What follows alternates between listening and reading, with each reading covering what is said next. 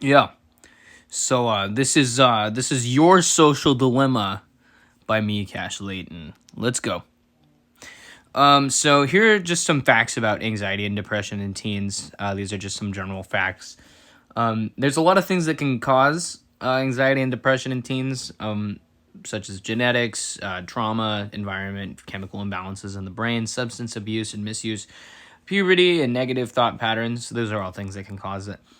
Low energy, loss of interest in hobbies, activities, or socializing, sleeping too much or too little, difficulty concentrating, and isolation from family and friends, and a bunch of other really horrible things like self harm and substance abuse and excessive dieting. All those things are symptoms of depression and anxiety in teens.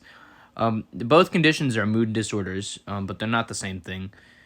Depression can bring on prolonged feelings of hopelessness, sadness, and reduced energy, whereas anxiety brings on feelings of excessive worry, dread, nervousness, and stress. To continue, the two conditions are different, but one person can have both of them at the same time, which just sucks immensely. It sucks so bad. People cope with the issues of them in a lot of ways, and a lot of oftentimes they're unhealthy, like not eating enough or eating too much and gaining a lot of weight because you're eating too much or losing a lot of weight because you're not eating enough. Both conditions can be healthily remedied with medication and counseling, but those don't work for everybody, so you never know if being on medication or going to counseling will really help you fix it. But those are widely suggested remedies for those types of issues. Now, let me inform you of some of the dangers of that social media. So, social media can do things like distort your views of reality. Kind of make you not see the world for what it really is. It can incite cyberbullying because you can be faceless on the internet and just say stuff you would never say to someone's face because you're a coward, and it sucks pretty bad. And can also isolate the people that use it. It's pretty awful whenever you're just resorting to doom scrolling for 15 of the 24 hours of the day, and you're not spending time with your friends or family. What have I learned from that social media? Well, let me tell you. I've learned that I can struggle with feelings of inadequacy when I use social media too often. Seeing all the highlights of my friends' and family's lives online can at times make me feel like my own life is boring or uneventful when that is not the case.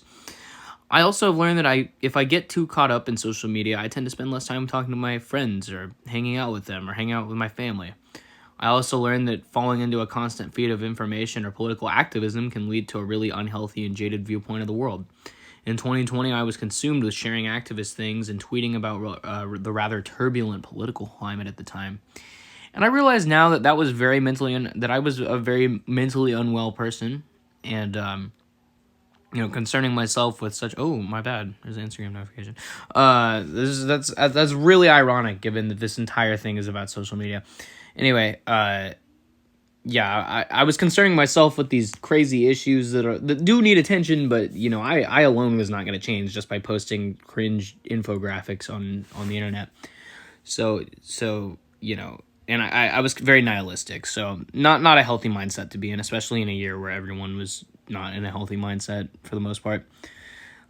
So I have some advice for people that feel like their life is being consumed by social media. First thing you should do, probably try and limit your scroll sessions. Keep from, doom scrolling whenever you're sad or upset. Like you just need a release, so you go online. Like that's not a healthy way to deal with those problems. Make your account private or utilize blocking tools so that your bullies can't flood your comment section with like racist stuff or whatever.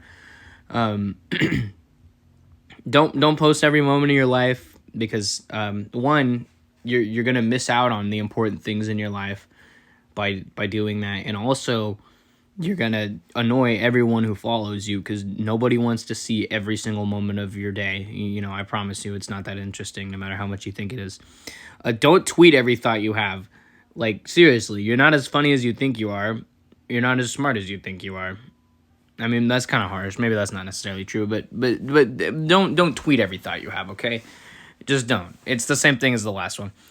Follow pages with positive, uplifting, or motivational messages. Social media isn't all bad. It can definitely provide some good things, and I think that positive messages and positive online communities are good places to spend your time on the internet. Unfollow people you don't interact with often. Like you're not interacting with them. That's a waste of time to follow them. Why are you still following them? Unfollow people who flood your feeds. This is what I was talking about earlier. It's so annoying when you go to someone's Instagram story and they have like literally like 50 to 100 stories posted. They're all tiny little dots, and you're just sitting there spamming the next button. Like you're not watching them. Why are you even following that person? They do that every single day of the week. I've unfollowed so many people because of that. It's so annoying. Realize that most of what you see on social media is a highlight reel rather than actual day-to-day life. Most people's lives are not insanely exciting. They're not doing crazy, fun, exciting stuff every single day, so there's no need to feel inadequate about your own life whenever they're, going crazy, posting all their highlight reels of their life on social media, and you're like, man, that's what they do every day. No, it's not. It's not, bro. Snap out of it. It's social media. Don't get too comfortable with being behind a screen. Don't say things to people online you wouldn't say to their face. I mean, like, literally, don't be a cyberbully. You're a coward. You're the L at that point. You're a walking human L at that point. Like, literally, just stop, bro. You're being cringe. And make sure you spend time with people in real life. Like, go outside and touch grass. Go hang out with your friends. Go hang out with your family. Like, actually, put the phone down, or maybe be on the phone with someone else and you guys are like playing like Roblox together or something, rather than like be social in real life and have real life connections. Don't become one of those chronically online losers that's just like always posting, about like they live their lives online. And it sucks, and you don't want to be that kind of person. And that's pretty much my presentation, man. Like, I hope whoever watches this, learns something from it, and we can all live happily in harmony forever after. And peace. Bye.